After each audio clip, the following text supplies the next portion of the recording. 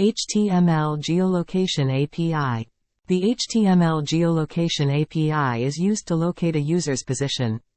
Locate the user's position. The HTML geolocation API is used to get the geographical position of a user. Since this can compromise privacy, the position is not available unless the user approves it. Note: geolocation is most accurate for devices with GPS, like smartphones. Browser support. The numbers in the table specify the first browser version that fully supports geolocation. Note: as of Chrome 50, the geolocation API will only work on secure contexts such as HTTPS. If your site is hosted on a non-secure origin, such as HTTP, the requests to get the user's location will no longer function. Location-specific information. This page has demonstrated how to show a user's position on a map. Geolocation is also very useful for location-specific information, like up-to-date local information, showing points of interest near the user.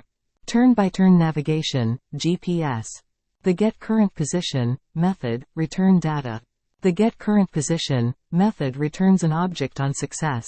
The latitude, longitude and accuracy properties are always returned. The other properties are returned if available.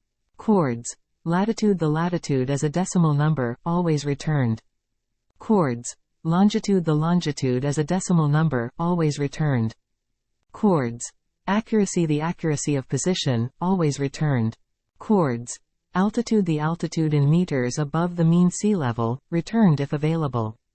Chords. Altitude accuracy. The altitude accuracy of position, returned if available. Chords. Heading. The heading as degrees clockwise from north, returned if available. Chords. Speed. The speed in meters per second, returned if available.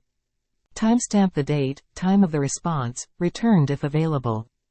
At the end of this video, I want to say that I appreciate your likes, comments, shares, and subscriptions. Please support us by subscribing our channel so that we can make more informative videos for you.